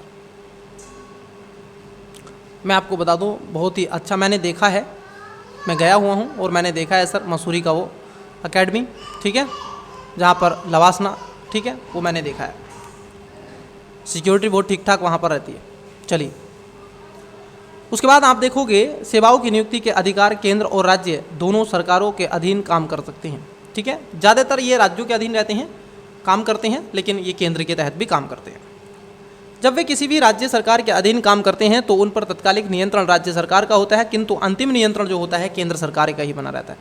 हाँ, जो तत्कालीन वहाँ का जो आप देखोगे सिस्टम है उस राज्य का, वो सरकार कह सकती है, उसका ट्रांसफ़र कर सकती है, करवा सकती है, परंतु उसको रिटायर करना है, उसको पद से हटाना है, वो करप्टेड है या जो भी है, कैसे भी उस पर केस है, जो भी है, वो अंतिम निर्णय के तौर पर आप देखोगे कौन का जारी करता है? वो आपका फिर संघ है, ठीक है। तो वो उस पर नियंत्रण रखता है। इनके साथ साथ आप देखोगे भारतीय प्रशासनिक सेवा तथा भारतीय पुलिस सेवा जैसी 2 अखिल भारतीय सेवाएं प्रारंभ में थी। भारतीय वन सेवा के रूप में आप देखोगे अखिल भारतीय सेवा का गठन किया गया वर्ष 1966 में, ठीक है। कैसे किया गया था वो मैंने पीछे बता दिया। अखिल भारतीय सेवाएं केंद्र सरकार को राज्यों को नियंत्रण करने का महत्वपूर्ण शक्ति प्रदान करती हैं, क्योंकि यहाँ पर जो संघ है वो अधिक शक्तिशाली हो जाता है और राज्य यहाँ पर कमज़ोर दिखाई देते हैं, प्रतीत होते हुए नजर आते हैं। संवैधानिक प्रावधानों की आइए बात कर लेते हैं। देखिए, राज्य में आप देखोगे राज्य कार्यपालिका का प्रमुख क्या होता है सर? राज्यपाल होता है। उसकी नियुक्ति कौन करता है सर? राष्ट्रपति करता है। और वह अपना जो पद धारण करता है राष्ट्रपति के प्रसाद पर्याप्त ही अपना पद धारण करता है। राष्ट्रपति को रिकमेंडेशन कौन करता है सर? मिनिस्टर ऑफ काउंसिल करती है। जो मिनिस्टर ऑफ काउंसिल होती है उसके अध्यक्ष कौन होते हैं? चेयरपर्सन कौन होते हैं सर? प्राइम मिनिस्टर होते हैं। तो आप देखोगे प्रत्यक्ष या परोक्ष रूप से कौन राज्यपाल की नियुक्ति कर रहा है? प्राइम मिनिस्टर करता है। यही दैट्स इट, आपको पता होना चाहिए। चीज़ें हैं सर, लेकिन बड़ी ही ऐसे घुमा करके हैं। पॉलिटी हल्की नहीं है परंतु हार्ड है। हमने उसको इतना क्लैरिफाई कर दिया है, इतना इजी वे में आपको समझा दिया है कि आपको इजीली तरीके से आपके मन मस्तिष्क में चीज़ें इस क्लास में ही एब्जॉर्ब हो जा रही हैं, आप सीखते चले जा रहे हैं। इनके साथ साथ आप देखोगे राज्यों के निर्वाचन आयुक्त की नियुक्ति की शक्ति आप देखोगे राज्यपाल के पास होती है, किंतु उसे पद से हटाने की शक्ति राष्ट्रपति के पास होती है। किसकी? निर्वाचन आयुक्त जो होता है। स्टेट का जो इलेक्शन कमिश्नर होता है, एक तो होता है सेंट्रल में और एक होता है स्टेट में। तो स्टेट में जो है आप देखोगे किसके पास है? राज्यपाल उसको नियुक्त करता है, परंतु हटाता कौन है? राष्ट्रपति। इसके साथ साथ आप देखोगे राज्य के लोक सेवा आयोग के सदस्यों की भी अध्यक्षता की नियुक्ति कौन करता है? राज्यपाल करता है, परंतु उसको हटाने का अधिकार किसको दिया गया है? राष्ट्रपति के पास। मतलब कि अगर आप यूपी पीसीएस का या अन्य पीसीएस का एग्ज़ाम, स्टेट पीसीएस का एग्ज़ाम आप क्रैक करते हैं और एक पद पर आप पहुंचते हैं, मतलब कि मान लीजिए आप एसडीएम बने, डिप्टी कलेक्टर बने, तो उस स्थिति में आपको नियुक्ति जो करेगा, शपथ जो दिलवाएगा राज्यपाल होगा, परंतु आपको अगर हटाना है, आपसे इस्तीफा लेना है, आपको पद से ही आपको निलंबित कर देना है, तो उस स्थिति में राष्ट्रपति के पास अधिकार दिया गया है। It's clear? ध्यान में रखना, आपकी पावर है सर। ठीक है, चलिए, आप फ्यूचर आईएएस आईपीएस, ठीक है, अधिकारी हैं सर, हल्के में काहे ले। चलिए, यदि किसी राज्य का राज्यपाल संघ लोक सेवा आयोग से आप देखोगे निवेदन करता है, तो आयोग उस राज्य की आवश्यकताओं की पूर्ति के लिए कार्य कर सकता है। 2 या 2 से अधिक राज्यों के राज्यपालों के संयुक्त निवेदन पर आप देखोगे संयुक्त जैसी भर्ती जैसी परीक्षाएं आयोजित भी कर सकता है। 2 या अधिक राज्यों के विधानमंडल के निवेदन पर संसद आप देखोगे संयुक्त राज्य लोक सेवा आयोग का गठन कर सकेगी और ऐसे आयोग अध्यक्ष व सदस्यों की नियुक्ति राष्ट्रपति द्वारा की जाएगी। इसको बोलते हैं ज्वाइंट स्टेट सर्विसेज जो होती है, ज्वाइंट स्टेट सिविल सर्विस, इसको बोलते हैं जेपीएससी। पता है ना, इसको कहते हैं झारखंड, कोई क्या कहते हैं झारखंड पीसीएस, ये है जेपीएससी। ठीक है, ज्वाइंट पब्लिक सर्विस कमीशन। ठीक है, तो इसकी नियुक्ति कौन करता है? राष्ट्रपति करता है। आइए नेक्स्ट आता है संविधानेतर प्रावधान क्या है, मतलब संविधान से इतर। ध्यान रखना सर, यूपीएससी, अब देखो हिंदी में क्या है? संविधानेतर है, ध्यान में रखेंगे इसको। इसमें कहा गया है कि केंद्र और राज्यों के जो प्रशासनिक संबंध हैं उसको प्रभावी करने वाली ऐसे कई कारक हो सकते हैं जो संविधान में वर्णित नहीं है, बल्कि विभिन्न कार्यों या सम्मेलनों आदि से आप देखोगे विद्वान नजर आते हैं। अगर उसमें हम देखें तो क्या है सर, क्योंकि ये टॉपिक इसलिए महत्वपूर्ण है, मैं इसलिए इसको बहुत आराम से आपको करवा रहा हूँ। ये टॉपिक इसलिए महत्वपूर्ण है कि सर आपको देना है पीसीएस और आरओ और पीसीएस दोनों ही पीसीएस करवाता है। ठीक है, एग्जाम जो कंडक्ट कराता है, तो इसलिए आप इसमें कोई डिफरेंट ना समझे, अंतर ना समझे। मैंने 2023 का आरओ का पेपर देखा था तो ठीक ठाक टफ था और बहुत ज़्यादा टफ था, और अब उसका हो रहा है री एग्ज़ाम क्योंकि पेपर लीक हो गया था। तो महोदय ध्यान रखना, और भी बहुत ज़्यादा टफ पेपर बनने वाला है, मतलब यूपीएससी का, और पैटर्न उसमें रखने वाला है इस समय पीसीएस। वैकेंसी उसमें थोड़ी सी बढ़ा दी गई हैं, ध्यान में रखेंगे। चलिए, उदाहरण के लिए अगर हम देखें, नीति आयोग केंद्र राज्य संबंधों को व्यापक रूप से प्रभावी करता है और अन्य निकायों में राष्ट्रीय विकास परिषद, राष्ट्रीय एकता परिषद, विश्वविद्यालय अनुदान आयोग, केंद्रीय स्वास्थ्य परिषद इत्यादि शामिल हैं। कई ऐसे सम्मेलन भी होते हैं जहां पर केंद्र तथा राज्यों के कार्य में समन्वय बढ़ाने के लिए आयोजन किए जाते हैं। उदाहरण के लिए अगर हम देखें तो राज्यपालों के सम्मेलन होते हैं। राज्यपालों के सम्मेलन की अध्यक्षता राष्ट्रपति करता है, परंतु मुख्यमंत्रियों के सम्मेलन की अध्यक्षता प्रधानमंत्री करता है। गृह मंत्रियों के सम्मेलन की आप देखो केंद्रीय गृह मंत्री करता है, और प्रमुख सचिवों के सम्मेलन की कैबिनेट सचिव, और पुलिस महानिदेशकों के सम्मेलन की आप देखोगे अध्यक्षता गृह सचिव करता है। तो ये ध्यान में रखना है आपको। ठीक है, उन सब के अलावा आपातकाल में प्रशासनिक संबंध क्या हो सकते हैं सर? जब इमरजेंसी होगा तो उस समय जो आपके एडमिनिस्ट्रेटिव रिलेशन होंगे वो कैसे होंगे? आप देखोगे आपातकाल की उद्घोषणा के दौरान केंद्र तथा राज्यों के प्रशासनिक संबंधों में व्यापक बदलाव देखा जा सकता है, जो निम्नलिखित बिंदुओं से समझा जा सकता है। जैसे आइए देख लेते हैं इनके बारे में। संविधान के अनुच्छेद अगर हम देखें तो 352 में तहत बताया गया है कि आपात की उद्घोषणा होने पर केंद्र सरकार को यह शक्ति हासिल है कि वह किसी विषय पर राज्य सरकार को निर्देश दे सके।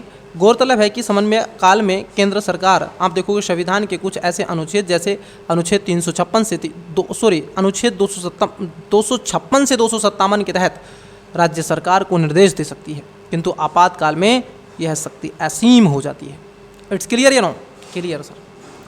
संविधान के अनुच्छेद आप देखोगे 356 वही है, राज्य आपातकाल, अभी पीछे मैंने चर्चा की है। आइए, ऐसी स्थिति में किसी राज्य में राष्ट्रपति शासन या फिर राज्य आपातकाल की उद्घोषणा की गई हो तो उस राज्य की सरकार, देखिए क्या होगा, उस राज्य की सरकार बर्खास्त हो जाती है और राज्य की संपूर्ण प्रशासनिक शक्ति केंद्र के हाथ में चली जाती है। अर्थात राष्ट्रपति ऐसी स्थिति में या तो स्वयं निर्देश दे सकता है या फिर राज्य का प्रशासन चला सकता है या फिर वह राज्य के राज्यपाल या अथवा अन्य किसी अधिकारी को राज्य के आप देखोगे प्रशासनिक के तौर पर कार्य के लिए नियुक्त कर सकता है। ठीक है, और उसके साथ साथ ऐसी स्थिति में राष्ट्रपति राज्य को यह जिम्मेदारी ही ज़्यादातर सौंपता हुआ नजर आता है। ठीक, तो ध्यान में रखना है सर, सरकार बर्खास्त हो जाती है, सारी की सारी प्रशासनिक शक्ति किस पे आ जाती हैं, अब राज्यपाल के अंडर में आ जाएंगी, राष्ट्रपति के अंडर में आ जाएंगी। और जैसे ही आपका विधानमंडल पारित होता है, विधानमंडल विघटित होता है, संविधान का आर्टिकल 356 आपके यहाँ पर लागू होता है किसी भी स्टेट में, तो फिर कानून बनाने की शक्ति जो होती है, पावर जो होती है, वो संघ के पास, संसद के पास में पहुँच जाती है, फिर उस पर कानून वो बनाती है।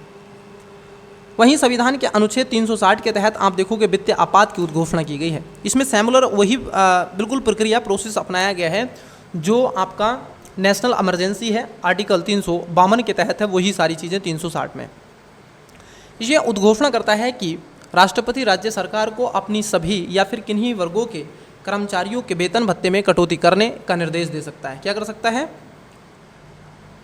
सरकार को अपने सभी या किन्हीं वर्गों के कर्मचारियों के वेतन भत्तों में कटौती करने का निर्देश दे सकता है, जिसे मानना राज्य सरकार के लिए क्या हो जाएगा? बाध्यकारी हो जाएगा।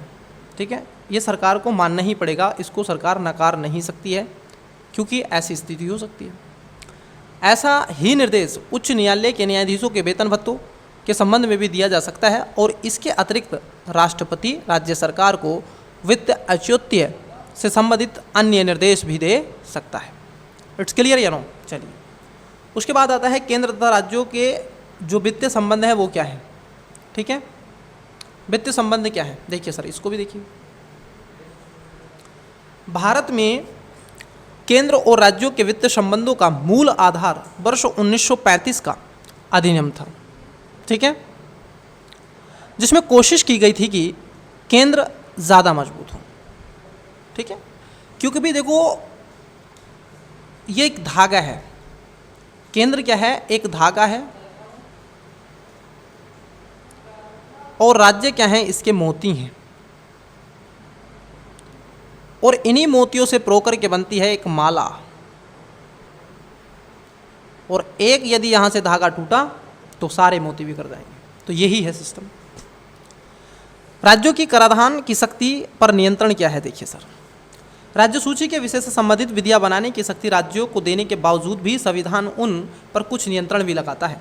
चूंकि आपको बता दें कि इन नियंत्रणों का यह उद्देश्य है कि केंद्र राज्य संबंध तथा विभिन्न राज्यों में आपसी संबंधों में तनाव उत्पन्न न हो, जो कि संविधान के अनुच्छेद 276, 286, 287, 288 में ऐसे नियंत्रण लगाए गए हैं। आइए एक एक करके बात कर लेते हैं छोटी छोटी लाइनों में।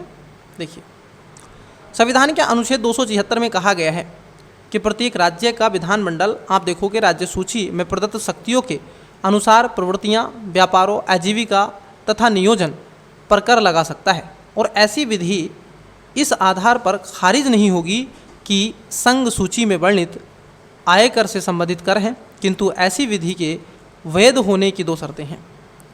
ऐसे कर से प्राप्त होने वाली संपूर्ण राशि किसी नगर पालिका, जिला बोर्ड, स्थानीय बोर्ड या फिर अन्य स्थानीय प्राधिकारी को दी जाएगी, तथा किसी एक व्यक्ति पर ऐसे सभी करों का दायित्व एक वर्ष में आप देखोगे 2500 रुपये से अधिक नहीं होगा, 2500। ठीक है, 2500 रुपीज़ से एक्स्ट्रा अदर नहीं होगा, ज़्यादा नहीं होगा, और नहीं होगा। संविधान के अनुच्छेद 286 में बताया गया है कि सर राज्य विधानमंडल कुछ सीमाओं के साथ समाचार पत्रों के अलावा शेष वस्तुओं के क्रय और विक्रय पर कर लगा सकता है। क्या कर सकता है? कर लगा सकता है।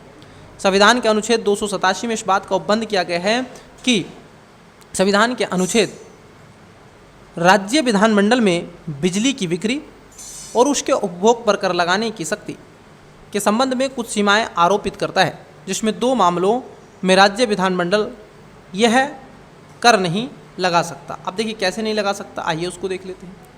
पहला जो मामला है सर, पहला मामला है कि अगर इस बिजली का उपभोग स्वतः भारत सरकार द्वारा किया जाता है या फिर उपभोग के लिए भारत सरकार को बेचा जाता है। दूसरा मामला है, इसमें आप देखोगे दूसरा मामला है अगर उसे किसी रेलवे निर्माण, रखरखाव आदि के लिए भारत सरकार या फिर किसी रेलवे कंपनी द्वारा उपयोग किया जाता है या इसी कार्य के लिए भारत सरकार या रेलवे कंपनी को बेच दिया जाता है तो उस पर आप टैक्स नहीं लगा सकते, ये स्टेट को दिया गया है। ठीक है, आर्टिकल 286। इट्स क्लियर है नो। उसके बाद आता है, आप देखोगे 288 में कुछ बातों को वर्णित किया गया है। अगर हम उसको देखें, ये कहता है आर्टिकल 288 कि सर संसद विधि द्वारा किसी अंतर्राज्यीय नदी या फिर नदी घाटी विनियमन या फिर विकास के लिए किसी प्राधिकरण की स्थापना की गई है। आर्टिकल 288 में जो रिवर से संबंधित, जो घाटी से संबंधित डिस्प्यूट होते हैं उससे रिलेटेड चीज़ों को रखा गया है। ऐसा ही आप देखोगे डिस्प्यूट चलता है किसमें? कावेरी। किसमें चलता है? कावेरी। कावेरी नदी विवाद चलता है कि नहीं? कई राज्य हैं सर इसमें। आप देखोगे इसमें कितने राज्य हैं? 4 राज्य हैं सर इसमें। 4 राज्यों में एक है कर्नाटका, केरल, तमिलनाडु और एक है पुडुचेरी। ठीक है, ये भी है, तो ये भी आप सर ध्यान में रखेंगे। तो इसके लिए क्या है, आप देखोगे 288 में इसकी चर्चा की गई है। इट्स क्लियर है नो। आई होप आपको चीज़ें क्लियर आ रही होंगी। चलिए, उसके साथ साथ यह प्राधिकरण जल या फिर विद्युत का संचय, उत्पादन, उपभोग, वितरण व बिक्री करता है तो राज्य विधानमंडल विधि द्वारा उस पर करों का अधिरोपण कर सकेगा, किंतु ऐसी विधि तब तक प्रभावी नहीं होगी जब तक कि राष्ट्रपति जब तक कि राष्ट्रपति के विचार हेतु आरक्षित रखे जाने के बाद उसे राष्ट्रपति की अनुमति ना मिल गई हो। ठीक है, तो ये आपको क्या है ध्यान में रखना है। फिर विषय उठता है कि कर राजस्व का वितरण क्या है। आइए इसको भी हम देख लेते हैं, कर राजस्व के वितरण के बारे में। केंद्र द्वारा लगाए जाने वाले किंतु राज्यों द्वारा एकत्रित किए जाने वाले, प्रयुक्त किए जाने वाले ऐसे करों की चर्चा संविधान के अनुच्छेद 268 में की गई है। वर्तमान में इसमें 2 करों को ऐसा शामिल किया गया है। अगर हम देखें तो पहला है सर आपका संघ सूची में वर्णित स्टाम्प ड्यूटी। ठीक है, स्टाम्प ड्यूटी। दूसरा है आप देखोगे संघ सूची में वर्णित औषधीय तथा प्रसाधन उत्पादों पर लगाए जाने वाला उत्पाद शुल्क। ठीक है, जिसको बोलते हैं प्रोडक्शन टैक्स। ठीक है, केंद्र द्वारा अधिरोपित, केंद्र तथा राज्यों द्वारा एकत्रित प्रयोग में किए जाने वाले करों की जो चर्चा है वो संविधान के अनुच्छेद 268 कै में की गई है। इसमें सिर्फ आप देखोगे सर्विस टैक्स को शामिल किया गया है। ठीक है, जिसमें केंद्र लगाता है और केंद्र इसको अधिग्रहित करता है। इसके साथ साथ आप देखोगे केंद्र द्वारा आरोपित तथा एकत्रित किए जाने किंतु राज्यों को सौंप दिए जाने वाले करों की चर्चा संविधान के आर्टिकल 269 में की गई है। वर्तमान में ऐसे करों की 2 संख्या दी गई है, जिसमें आप देखोगे समाचार पत्रों को छोड़कर शेष वस्तुओं पर अंतर्राज्यीय व्यापार व्यवसाय के दौरान होने वाला क्रय विक्रय पर कर। दूसरा, माल या फिर सामान में के अंतर्राज्यीय आप देखोगे प्रेषण पर लगने वाला जो कर होता है वो इसी के अंतर्गत रखा जाता है। साथ ही साथ आप देखोगे कर के द्वारा अधिरोपित तथा एकत्रित किए जाने वाले किंतु केंद्र तथा राज्य में बांटे जाने वाले करों की चर्चा संविधान के अनुच्छेद 270 में की गई है।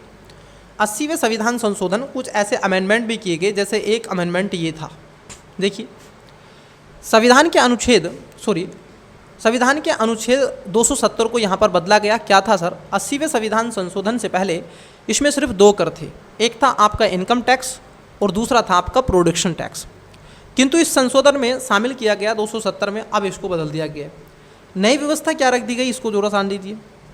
नई व्यवस्था ये कर दी गई कि 3 अपवादों अनुच्छेद आप देखोगे 268 और 269, इसमें कहा गया है कि सभी कर जितने भी ओवरऑल टैक्स हैं वो अनुच्छेद 271 के तहत किसी कर या फिर शुल्क पर लगाए जाने वाले अधिभार तथा संसद की किसी विधि द्वारा किसी विशेष प्रयोजन के लिए अधिरोपित कोई उपकर को छोड़कर संघ सूची में, संघ सूची के सभी कर केंद्र व राज्यों में बांट दिए जाएंगे। ये बात 271 में रखी गई कि सर आपके जो संघ सूची के हैं वो सारे के सारे टैक्सों को अधिकृत करने के पश्चात राज्यों में डिस्ट्रीब्यूट कर दिया जाएगा, उसमें डिस्ट्रीब्यूशन हो जाएगा। ये बातें यहाँ पर रखी गई हैं। संविधान के अनुच्छेद 271 में आप देखोगे आर्टिकल 269 और 270, यह निर्दिष्ट करों में से किसी या किन्हीं पर केंद्र सरकार के प्रयोजन के लिए अधिभार लगा सकेगी और ऐसे अधिभारों की संपूर्ण प्राप्ति भारत की संचित निधि का हिस्सा बनेंगी। अधिभार होता है मतलब जिसको बोलते हैं शेष, मतलब कर के ऊपर आपने कर लगा दिया तो उसको अधिभार बोलते हैं, और ये विशेष प्रयोजन या उपबंध के लिए लगाया जाता है। जैसे राज्यों को अधिभार की प्राप्त कोई राशि मतलब कोई हिस्सा नहीं होता है, वे राज्य के करों पर कोई अधिभार नहीं लगा सकते। जो शेष की राशि होती है, जो शेष लगाया जाता है, ठीक है, ये शेष की राशि आप देखोगे कोई स्पेशल प्रोविज़न के लिए लगाई जाती है, कोई ऐसा काम रहा होगा जिसके चलते ये राशि कहीं ना कहीं क्या हो जाती है, लगा दी जाती है। तो इसको क्या करना है, आपको ध्यान में रखना है, ठीक है। तो इसको क्या करना है, आपको ध्यान में रखना है, ठीक। इनके साथ साथ अगर हम देखें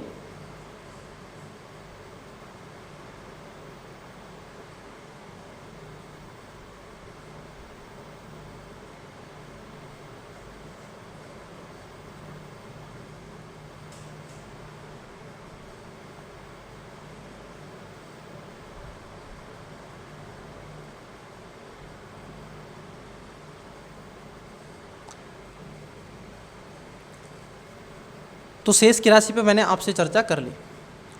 उसके बाद आता है आपका विषय गैर कर राजस्व का वितरण। क्या आता है, गैर कर राजस्व का वितरण, मतलब आप देखोगे कर राजस्व की तरह गैर कर राजस्व का वितरण है जो कि 7वीं अनुसूची के आधार पर रखा गया है।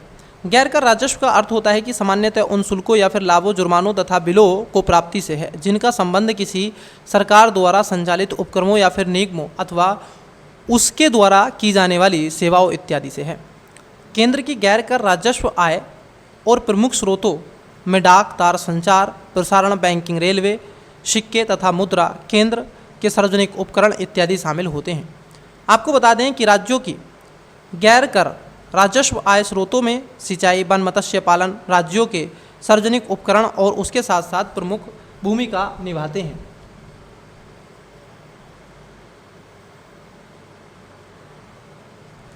ठीक है, तो इसको थोड़ा सा आपको क्या है, ध्यान में रखना है। आप देखोगे अनुदान की बात कर लें, जो राज्यों को दी जाती है, स्टेट को दी जाती है, सेंट्रल के द्वारा स्टेट को ये दी जाती है। ठीक है, संविधान में केंद्र और राज्यों के मध्य आप देखोगे कर तथा गैर राजस्व के वितरण के अलावा कुछ अनुदान भी प्रदान किए गए हैं। आइए देख लेते हैं उन अनुदानों के अलावा। ठीक है, इनकी व्यवस्था मुख्य रूप से संविधान के अनुच्छेद 275 तथा अनुच्छेद 282 में है। संविधान के अनुच्छेद 273 में भी ऐसे ही उपबंध हैं, लेकिन यह संविधान के पहले 10 वर्षों अर्थात 1960 तक ही लागू था। ठीक है, इसको क्या करना है, आप देखने के लिए कर सकते हैं। उसके बाद विषय उठता है कि विधिक अनुदान। क्या उठता है, विधिक अनुदान। इन अनुदानों की चर्चा संविधान के अनुच्छेद 275(1) में की गई है तथा केंद्र द्वारा कुछ राज्यों को कहीं ना कहीं दिए जाते हैं। साथ ही साथ आप देखोगे संसद यह तय करती है कि ऐसे सहायता अनुदान की जरूरत किन राज्यों को है और उन्हें कितनी राशि दिए जाने की औचित्य है। जो राशि आप देखोगे संसद विभिन्न राज्यों के लिए निर्धारित करती है, वह प्रत्येक वर्ष भारत की संचित निधि पर भारित होती है, जिसको आप चार्ज हो जाती है। अर्थात इस बात का मुद्दा ये हुआ कि उस पर संसद में चर्चा तो हो सकती है किंतु मतदान नहीं होता है। याद रहेगा। चलिए सर, विधि अनुदानों के निर्धारण की आप देखोगे संसद की शक्ति के पास है। उसके साथ साथ संविधान के अनुच्छेद 275(2) में कहा गया है, जब तक संसद इस अनुच्छेद के तहत कोई उपबंध नहीं करती है तब तक ये शक्तियां राष्ट्रपति के आदेशानुसार प्रयुक्त होंगी। याद रख लेना भाई, पूछा जा सकता है। विवेकाधीन अनुदान की बात कर लें, कौन कौन से अनुदान है उसको भी आइए थोड़ा सा देख लेते हैं। विवेकाधीन अनुदानों में आप देखोगे अनुदानों की चर्चा संविधान के अनुच्छेद 282 में की गई है।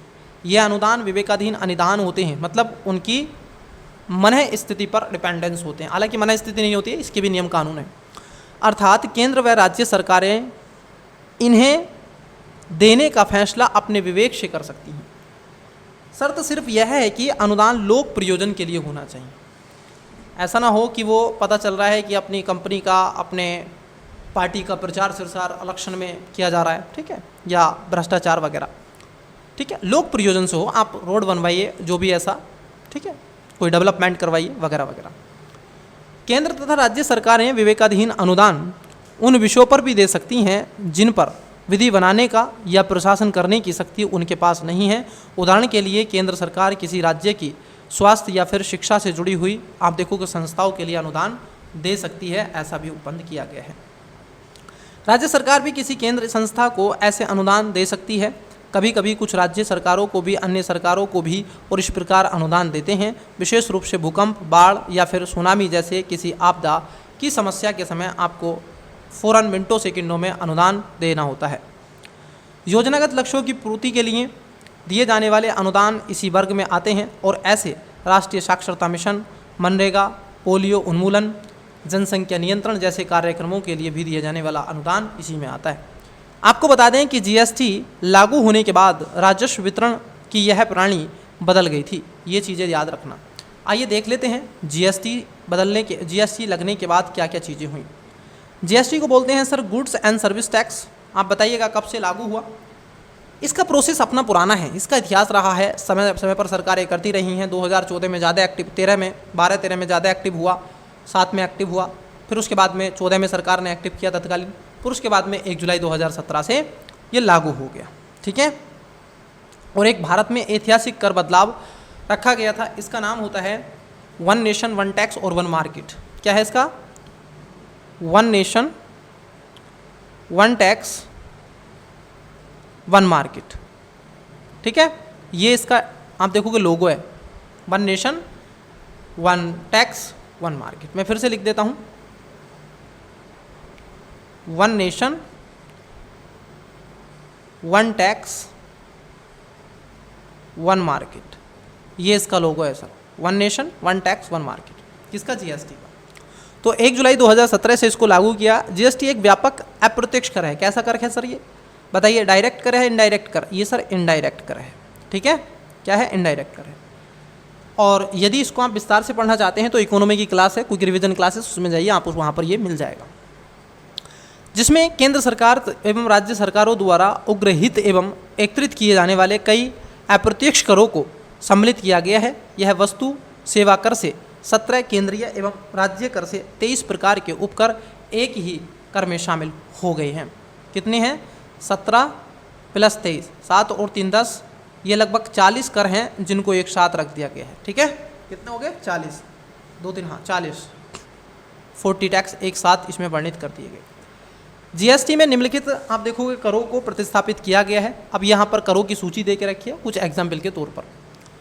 केंद्र सरकार द्वारा आरोपित व संग्रहित किए जाने वाले कर हैं, जिसमें आप देखोगे केंद्रीय उत्पाद शुल्क होता है, उत्पाद शुल्क जिसमें दवाइयाँ और प्रशासनिक सामग्री होती है, अतिरिक्त उत्पाद शुल्क जिसमें विशेष महत्व की वस्तुएं होती हैं, अतिरिक्त उत्पाद शुल्क जिसमें कपड़े आदि वस्तुएं होती हैं, अतिरिक्त सीमा शुल्क जिसमें आप देखोगे CVD होती है, अतिरिक्त सेवा सीमा शुल्क जिसमें आप देखोगे SAD होती है, सेवा कर, केंद्रीय अधिभार व उपकर, यहाँ से वस्तुएं और सेवाओं की आपूर्ति से संबंधित चीज़ों को रखा जाता है।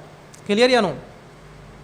उसके बाद आता है राज्य सरकार, उन्हें जीएसटी में प्रतिस्थापित किया गया है। जैसे आप देखोगे राज्य वैट जिसमें मूल्यवर्धन कर होता है, केंद्र विक्री टैक्स है, विलासिता कर, प्रवेश कर, क्रय कर, मनोरंजन कर, ये सब क्या हैं? ये सब राज्य सूची के अंतर्गत आने वाले और स्टेट को दिए जाने वाले आप देखोगे टैक्सों में से आते हैं। इसके साथ साथ आप देखोगे विज्ञापनों पर जो दिया जाने वाला टैक्स होता है वो भी इसी के अंतर्गत आता है। आपने देखोगे ना बड़े बड़े ऐसे फ्लैश आपको बनी हुई मिलेगी, लगी हुई मिलेगी, रोड पे पोस्टर मिलते हैं बड़े बड़े, ठीक है, जो विज्ञापन होते हैं, उस पर भी टैक्स लगता है। आप देखोगे लॉटरी, सट्टेबाजी और जुए पर कर, राज्य अधिभार और उपकर, जहाँ ये वस्तुएं और सेवाओं की पूर्ति से संबंधित होते हैं। इस प्रकार आप देखोगे केंद्र सरकार एवं राज्य सरकार के प्रयुक्त अप्रत्यक्ष करों को सम्मिलित करके एकीकृत कर वस्तु एवं सेवा कर जिसको जीएसटी का निर्माण किया गया है। आइए बात कर लेते हैं क्या है 101वां संविधान संशोधन 2016, इसके तहत ही तो लाया गया था सर। ठीक है, आप बताइएगा 102वां संविधान संशोधन, 103वां संविधान संशोधन, 104वां संविधान संशोधन, 105वां संविधान संशोधन, 106वां संविधान संशोधन। आपको ये होमवर्क है, आप आवश्यक रूप से इसको तैयार कर लीजिएगा। ये आपको HW है, आवश्यक देखिएगा। ठीक है, ठीक है बच्चे, आप इसको आवश्यक देखिएगा, यहाँ से क्वेश्चन बन सकते हैं। चलिए 101वां संविधान संशोधन देखते हैं। न्यू इसमें प्रोविज़न क्या रखे गए हैं उसको देख लेते हैं। जीएसटी पर लागू होने के पश्चात आप देखोगे कुछ अनुच्छेदों जो उसमें संविधान में निर्दिष्ट है, जो आप देखोगे अनुच्छेदों में किया गया है, उसमें अनुच्छेद भी जोड़े गए हैं। जैसे संविधान के अनुच्छेद 246 में आप देखोगे 246 के तहत यह व्यवस्था की गई है कि संसद को जीएसटी और आईजीएसटी लगाने का अधिकार होगा। राज्यों को आप देखोगे सीजीएसटी लगाने का अधिकार होगा। इसमें देखो क्या था, एक था आपका आईजीएसटी, सीजीएसटी और एसजीएसटी, और एक था, एक और आपका नियम था, एक और कानून था एफआरबीएम। ठीक है, क्या था एफआरबीएम, उसको यहाँ लिख देता हूँ एफआरबीएम एक्ट, ये लाया था 2003 में। ठीक है, ये सारे प्रोसेस इसके अंतर्गत आए थे। संविधान के अनुच्छेद 248 आप देखोगे, इसमें बताया क्या गया है, इसमें कहा गया है कि महोदय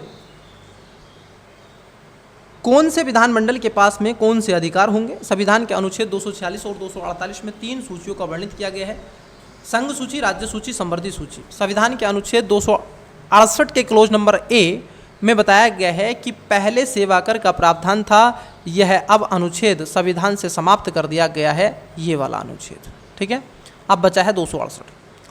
संविधान के अनुच्छेद आप देखोगे 269, इसमें कहा गया है कि इसके तहत पहले जो अंतर्राज्यीय लेन देन होता था उस पर कर केंद्र लेता था। कौन लेता था? केंद्र लेता था, परंतु अब उसे राज्यों में बांट दिया जाता था। लेकिन 269 में अब यह एक नया अनुच्छेद 269A जोड़ा गया। देखिए 268 से हटा करके 269 में लाया। जो आईजीएसटी का प्रावधान किया गया है वह अंतर्राज्यीय लेन देन पर लगाया जाता है, और जो अब अंतर्राज्यीय लेन देन पर टैक्स लगाया जाता है, समझना, अगर अब वस्तुओं के बाहर सेवा आयात होगा तो वह सीमा शुल्क आप देखोगे साथ साथ आईजीएसटी का भी लगेगा 1 जुलाई 2017 के बाद। जो भी वस्तुएं आयातित होंगी वे अंततः जिस राज्य में उपभोग होंगी उस राज्य को उसके आयात पर आईजीएसटी का आधा हिस्सा भी मिलेगा, और इस प्रकार ये पहली बार ऐसा देखने के लिए आपको मिला। ठीक है, राज्यों को आयात में कुछ ऐसा हिस्सा मिलेगा, और विशेष आर्थिक स्पेशल इकोनॉमी जोन पर भी आप देखोगे आईजीएसटी लगेगा। संविधान के अनुच्छेद 270 में आप देखोगे के तहत बताया गया है कि जो कर केंद्र लगाता है और वसूलता था उसे राज्यों में बांट दिया जाता था। अब साथ ही साथ आप देखोगे जीएसटी से जो राजस्व एकत्रित होगा उसमें अर्थात जीएसटी, सीजीएसटी, आईजीएसटी केंद्र का जो आधा हिस्सा है वह कर भी विभाज्य पुल का हिस्सा बनेगा, और वित्त आयोग की अनुशंसाओं के अनुसार केंद्र और राज्यों में उसको बांट दिया जाएगा। संविधान के अनुच्छेद 271 में बताया गया है कि 2 बातें सहमति हैं, एक तो है अधिभार और उपकर, सरचार्ज और उपकर। ठीक है, देखिए इससे संबंधित केंद्र सरकार के पास में विशेष उपाय थे। आपको बता दें कि केंद्र का कर समग्र कम होने पर केंद्र अनुच्छेद 269 और अनुच्छेद 270 जो कर का प्रावधान था उन पर अधिभार या फिर उपकर लगा सकता था। इसमें जो भी कर केंद्र सरकार लगाता था उसका सारा पैसा केंद्र को ही मिलता था तथा राज्यों को कोई पैसा नहीं मिलता। लेकिन अब ये चीज़ें बदल दी गई हैं। जो भी कर आप देखोगे राजस्व प्राप्त होगा, अब वह वित्त आयोग के सुझाव के अनुसार राज्य और केंद्र में बांट दिया जाएगा। पहले ऐसे नहीं होता था, पहले केवल वही रख लेता था। केंद्र सरकार के जो कर बचे हैं उन पर आप देखोगे केंद्र अधिभार भी लगा सकता है और उपकर भी लगा सकता है। जीएसटी में के मामले में अब ऐसा एक विशेष उपकर आप देखोगे जीएसटी उपकर लगेगा। जो जीएसटी उपकर का बंटवारा जीएसटी परिषद के निर्देशों पर केंद्र और राज्यों के बीच में हो जाएगा। जीएसटी उपकर का सारा पैसा राज्य क्षतिपूर्ति निधि में जमा होगा और क्योंकि जीएसटी लगाने पर यदि राज्यों को कोई घाटा होता है तो इसकी भरपाई के लिए आप देखोगे केंद्र ने 5 वर्षों की गारंटी दी। कहा था कि आपको 14% पड़ेगा पर ईयर्स, मतलब कि उनका मानना था कि महंगी वस्तुओं पर 28% जीएसटी लगाया जाएगा, इसके बाद 15% अधिभार लगाया जाएगा। आप जोड़ लीजिए 8 5 13 33 43 हो गया, कितना हो गया 43% हो गया। साथ ही साथ स्वच्छ ऊर्जा उपकर लगाया जाएगा और जिसका पैसा अब राज्यों के पास जाएगा।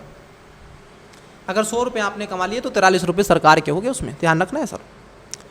इस प्रकार सहकारी संघवाद के अंतर्गत केंद्र और राज्य दोनों एक रूपता हासिल करने के लिए अपनी शक्तियों को साझा करने और अप्रत्यक्ष करों में तालमेल को दूर करने के लिए सहमत हुए हैं। आइए एक एक करके बात कर लेते हैं। यह था आपका जिसके बारे में मैंने आपसे चर्चा करी, संघ और राज्य संबंध को लेकर के। ठीक, अगली जो क्लासेस होगी उस पर हम चर्चा करेंगे संघ और राज्य क्षेत्र के बारे में, मतलब सेंट्रल और यूटीज के बारे में, यूनियन टेरिटरी के बारे में, इनके क्या क्या रिलेशन हैं उनको लेकर के हम आपसे चर्चा करेंगे। तो मिलते हैं आपसे अगली क्लासेस में, तब तक के लिए आपको धन्यवाद। चैनल को लाइक कीजिएगा, शेयर कीजिएगा, सब्सक्राइब कीजिएगा और मन लगा के पढ़िएगा, रिवीजन करते चलिएगा, PYQ पढ़ते चलिएगा। मिलते हैं आपसे अगली क्लासेस में। Best of luck, bye.